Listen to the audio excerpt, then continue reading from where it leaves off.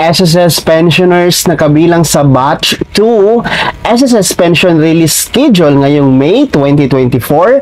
Alamin at kung meron bang dagdag, yan ang ating pag-uusapan sa video na ito.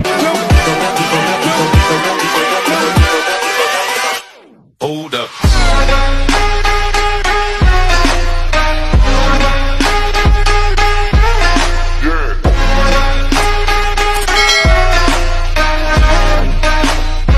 Hello mga ka-vlogs, saan ka mang dako sa mundo, welcome dito sa aking YouTube channel. Kung bago ka pa lang dito at nais mo ang mga informative content na narito sa aking channel, ay maaari nyo pong i-click ang ating subscribe button pagkatapos mong panoorin ang video na to, at maaari kang maging miyembro dito sa aking channel. Sa pamamagitan ng pag-click ng join button, mamili ka ng mga perks na nais mo mga ka-vlogs.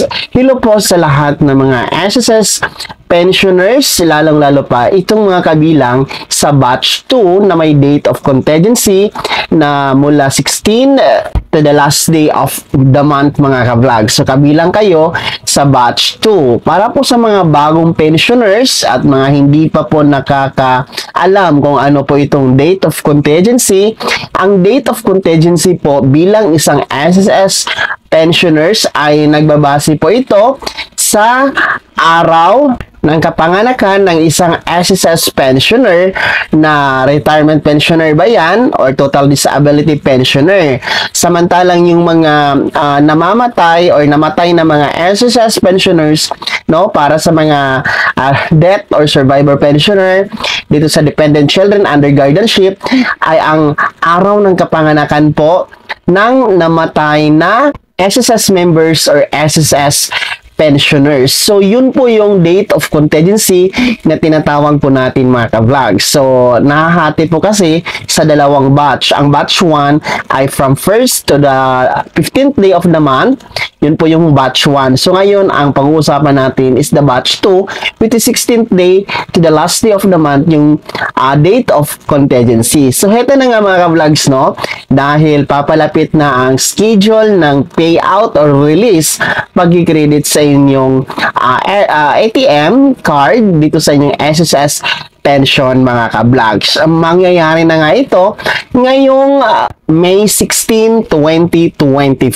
So next week na po ito mga ka-vlogs. Kung makikita nyo po sa inyong kalendaryo, ang May 16, 2024 ay natapat po sa araw ng Huwebes. At kung makikita nyo po dyan sa inyong kalendaryo, ang May 16 ay isang regular day. Ibig sabihin, hindi po siya holiday, hindi din po siya natapat sa weekend or Saturday or Sunday mga ka-vlogs. Kaya talagang May 16 po ang pag-credit ng inyong SSS pension sa inyong mga respective ATM banks mga ka-vlogs.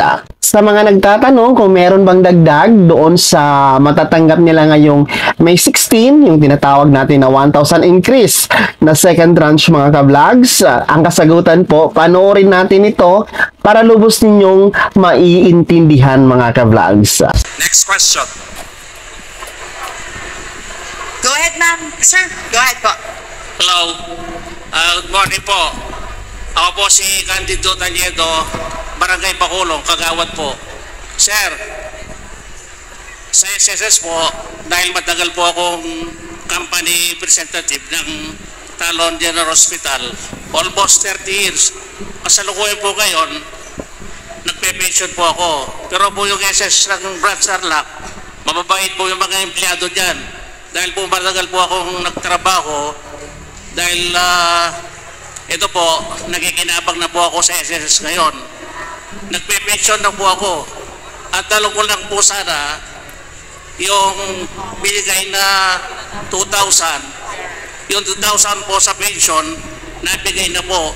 Itanong ko lang sana, sir, kung kailan po pwedeng ibigay yung 1,000 na dagdag pension. Kasi po, nagme-maintenance na po ako ngayon. Kaya, sir, yun lang po. Maraming po salamat. Alam niyo po, sasagutin ko yan, bababa ako para makita niyo yung sinseridad ko.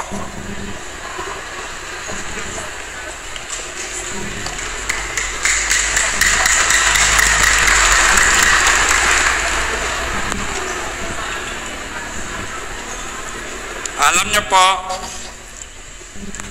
yung 1,000 pensyon dagdag, pwede ko po explica sa inyo.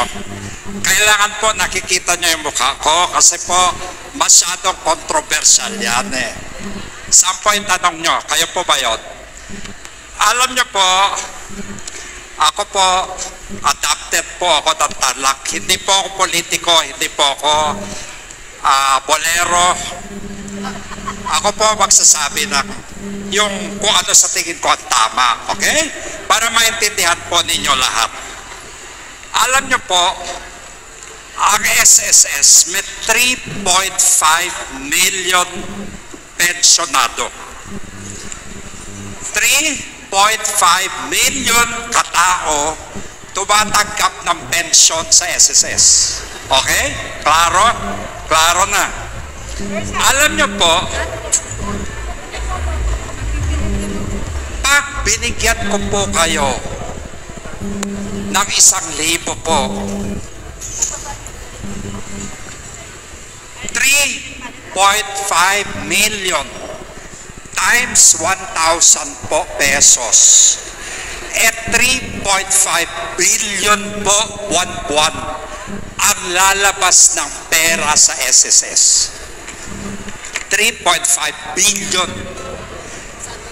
In 12 months, sa 12 buwan po, 42 billion pesos po ang ilalabas na pera ng SSS para po dahil lang doon sa 1,000.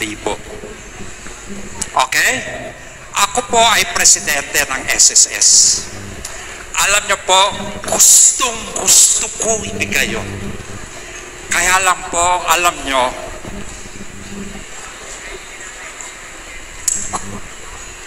$42 billion po. Sana po intindihin ninyo. Kailangan balansehin ko ang financial health, yung pera ng SSS po para sa kinabukasan. Kasi po may kinabukasan pa. So pinag-aaralan ko po ng mabuti yan. Ha? Pero kung kaya ko po yan, pangako ko po sa inyo, gagawin ko. Binabalanse ko talaga. Okay? Kaya po para naintindihan talaga ninyo po ang sitwasyon. Kasi po marami nagsasabi po sa akin yung 1,000 napakaliit, pinagkakait ko pa. Diba? Pero po tandaan nyo, 1,000 sa 3.5 million na pensionado. 3.5 billion, B po, as in boy, billion piso, buwan-buwan, ang ibabayad ko. 42 billion po ang lumalabas sa SSS sa isang taon.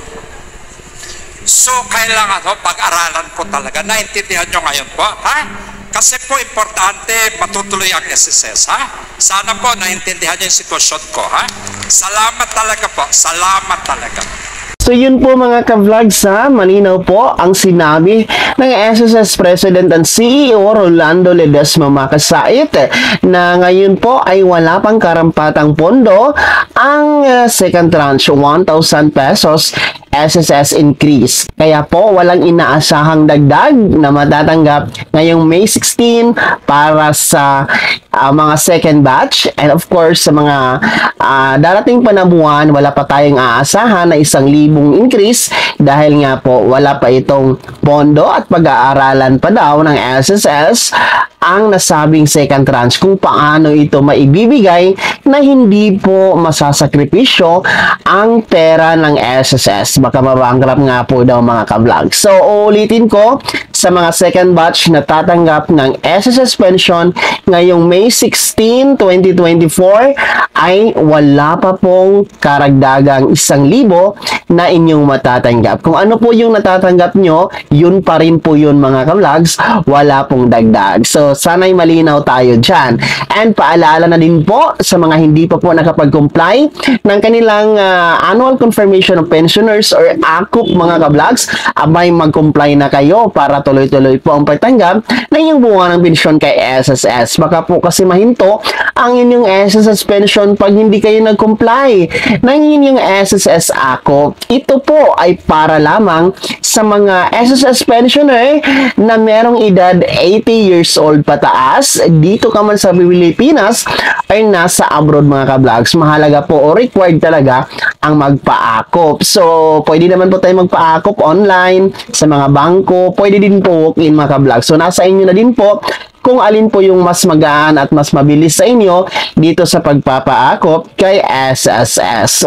So, uulitin ko po ang schedule po ng second batch SSS pension, ang crediting po ng inyong pension para ngayong buwan ng May 2024. Next week na po yan, May 16, 2024, araw ng Huwebes. Sana'y naging gabay ang video na to kahit paano nabigyan tayo ng bagong idea, bagong kaalaman. Kung hindi ka pa nakasubscribe dito sa aking YouTube channel, maaari nyo pong i-click ang ating subscribe button na nasa baba. Huwag yung kaligtaan na i-turn on ang notification bell.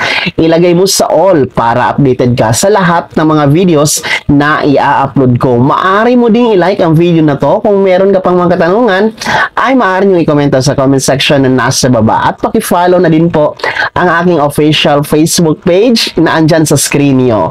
Muli po, ako si Daniel Timpawa na nagsasabing dito sa aking YouTube channel, Pawang Katotohanan at lahat totoo lamang.